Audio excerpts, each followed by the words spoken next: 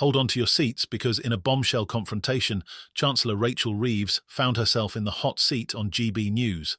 After delivering what critics are calling the worst budget in history, Reeves was invited to face the music on GB News' breakfast show, only to leave everyone hanging with a 24-hour delay. When she finally did show up, it wasn't smooth sailing. GB News political editor Christopher Hope didn't hold back, cutting right to the chase with the question everyone was thinking. You do care about our viewers, don't you? The exchange was brutal, with Hope demanding answers about Reeves's absence and, more importantly, her recent tax hikes that have left Britons reeling. And while Reeves kept her cool on camera, the backlash since has been explosive, with commentators, MPs and the British public unleashing a fury of criticism. Rachel Reeves's credibility, her handling of the economy, and even her loyalty to voters have all been called into question in what has now become one of the most controversial political moments of the year. But before we dive into the full story, let's take a look at that heated moment as Rachel Reeves and Christopher Hope go head-to-head in a showdown that has everyone talking. Now, don't forget to hit that like button and subscribe so you don't miss any updates on this scandal. We're about to break down every twist and turn, so let's roll the clip. Of course, you're coming to GB News viewers 24 hours after the budget. You couldn't meet us or talk to us on the breakfast show today. Some disappointment. You do care about our viewers at GB News, don't you? Yes, and we've done these interviews on many occasions since I've become Chancellor of the Exchequer, and I look forward to many more. Your manifesto says you won't increase tax on working people, and that's why you're not going to increase national insurance. You just hiked it by up to £25 billion. How can voters trust you?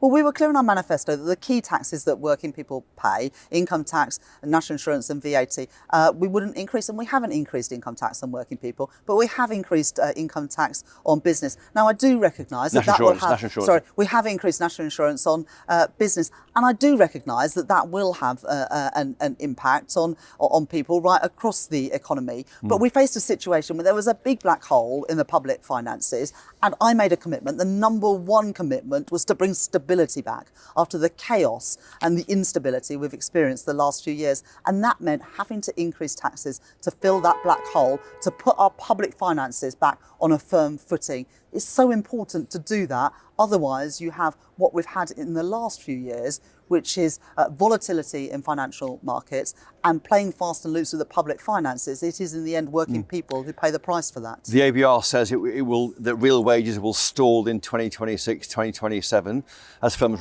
pass on their margins and the cost of high employer NICs. Is it right then that people are going to get a bit poorer under your plans? Well, the Office of Budget Responsibility forecasts that real household disposable income is going to increase by an average of 0.5% a year through this Parliament. And that compares, Chris, to the last Parliament where living standards stagnated. So it's a world away from the stagnant living standards. It's real terms increases in what families have in their bank accounts and in their pockets. But do I want to go further and faster and better improve the living standards of working people? Absolutely. Just when it seemed the interview might calm down, Hope zeroed in on the core of the scandal, Reeves's new budget measures. Among the most controversial of these was a 1.2 percentage point rise in national insurance contributions for employers, set to take effect in 2025. This move alone is projected to generate a staggering £25 billion annually for the government. But critics argue it comes at a steep cost, and Hope's next question put Reeves on the spot. Your manifesto says you won't increase taxes on working people, yet you're hiking national insurance by £25 billion. How can voters trust you? Caught in the headlights, Reeves took a breath before responding, stating that the manifesto pledge had only promised not to raise personal national insurance contributions, but had made no specific commitments regarding business contributions. But the response fell flat with critics.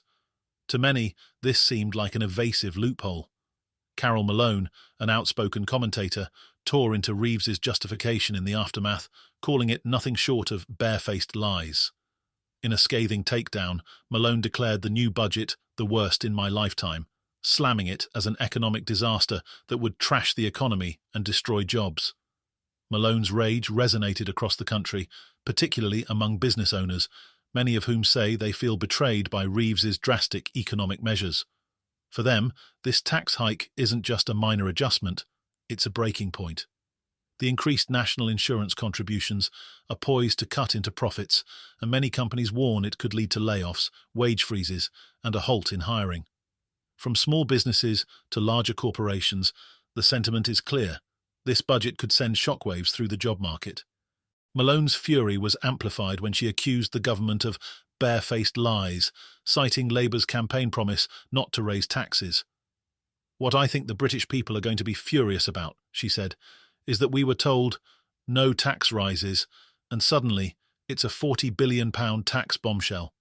The backlash has been intense, with social media buzzing with similar sentiments from frustrated Britons who feel blindsided by Labour's pivot. After all, only 3 months ago, Labour won on a platform promising to protect workers from tax increases.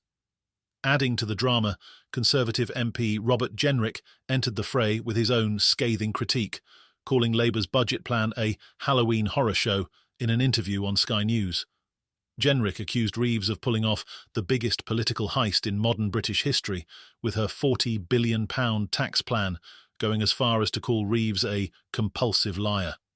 His words echoed the sentiments of many who feel that Reeves and the Labour government are breaking faith with the public. Just 3 months ago, Labour won on a pledge not to raise taxes. Now they're hitting working people and businesses with one of the most aggressive tax hikes we've seen in decades, he fumed, further fueling the political firestorm. For viewers at home, Jenrick's takedown was the latest in a series of explosive revelations, each more unsettling than the last. Jenrick was quick to note the broader consequences of the tax increase, calling it the biggest betrayal of working Britons in a generation. While Reeves and her supporters argue the tax plan is essential to stabilise the economy, Jenrick and Malone contend it will accomplish the opposite, stagnating growth and reducing opportunities for countless citizens. And then, in an unexpected twist, political commentator Jonathan Liss attempted to defend Reeves's position. Liss argued that Reeves had kept Labour's concrete pledge by sparing income tax, VAT, and employee national insurance from increases. But Malone wasn't buying it.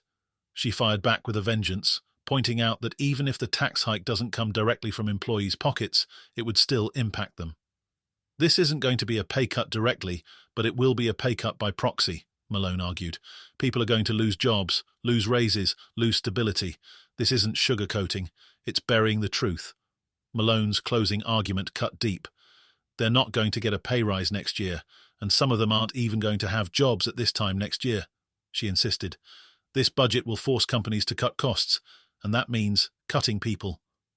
Her words struck a chord with the public, and the backlash continues to build as both supporters and opponents of the budget voice their frustrations. But Reeves's saga wasn't over yet. As her interview with Hope concluded, questions lingered, with public trust in Labour now hanging by a thread. Many wonder if Reeves, once hailed as a pragmatic leader, can weather this storm. The controversy has cast a shadow over Labour, leaving some to speculate that this could affect the party's chances in the upcoming elections.